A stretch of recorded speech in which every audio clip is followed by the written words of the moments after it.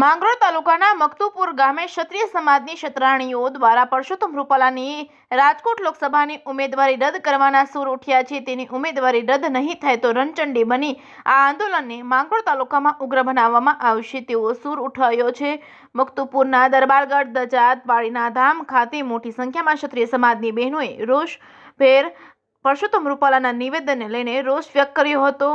રૂપાલાની ticket રદ નહીં થાય તો ભાજપ વિરોધી મતદાન કરવાના સૂર ઉઠ્યા છે। અહીં ભાજપનો પ્રચાર કરવામાં દેવામાં નહીં આવે, મારો સમાજ મારો સ્વાભિમાન, રૂપાલાની ટિકિટ રદ કરોના નારા લગાવ્યા હતા। રાજકોટ લોકસભાના ઉમેદવાર પરસોત્તમ રૂપાલાની ઉમેદવારી રદ કરવામાં નહીં આવે તો દરબારગઢમાં ભાજપને પ્રવેશ કરવા દેવામાં નહીં આવે તેવું બહેનોએ શપથ ગ્રહણ કર્યા હતા।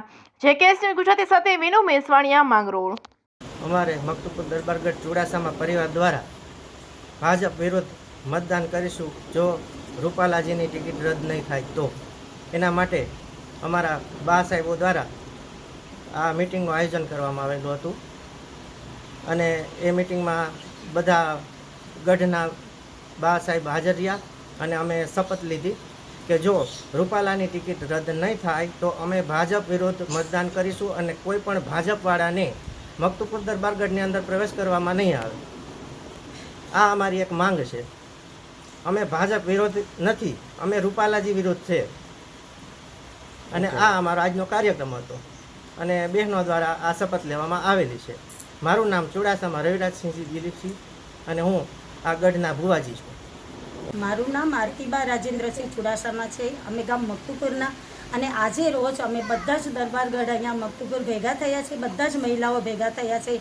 અમારો કોઈ વિરોધ નથી, બસ એ જ વિરોધ છે કે અમારા ક્ષત્રિય સમાજને જે રૂપાલાભાઈએ કલંકિત કરી અને જે શબ્દો શબ્દ બોલ્યા છે, ટિપ્પણી કરી છે, એ જ અમને ગમ્યું નથી। એટલે અમારા હરેક સમાજ વિરુદ્ધ અમે કહીએ છીએ કે રૂપાલાભાઈની ટિકિટ રદ થાય એ જ અમારી માંગ છે। બાકી અમે કોઈ વિરુદ્ધ નથી, ભાજપના વિરુદ્ધ નથી કે કોઈ પણ પક્ષના વિરુદ્ધ નથી, બસ રૂપાલાભાઈની ટિકિટ રદ થાય એ જ અમારી માંગ છે। આખા ક્ષત્રિય સમાજની અમારી માંગ છે અને અમારા જે બહેનોએ આજે અન્ન ત્યાગી અને બેઠા છે એ બધા જ અમારા સમાજના ક્ષત્રિય સમાજના બધા માટે અમે એકત્રિત થયા છે। મારો સમાજ મારું સ્વાભિમાન છે, મારો સમાજ એ જ મારું સ્વાભિમાન છે। તમારો આગ્રહ કોઈ કાર્યક્રમ છે બીજો કંઈ? બસ આવી જ રીતના જો રૂપાલાભાઈની ટિકિટ રદ નહીં થાય તો અન્ય આખા જે ગામોગામ થાય છે, કાલ માંગરોળ પર થઈ શકે, બીજે દિવસે પણ થઈ શકે, આ કાર્યક્રમ અમે ચાલુ રાખીશું, પણ રૂપાલાભાઈની ટિકિટ રદ થવી જ જોઈએ।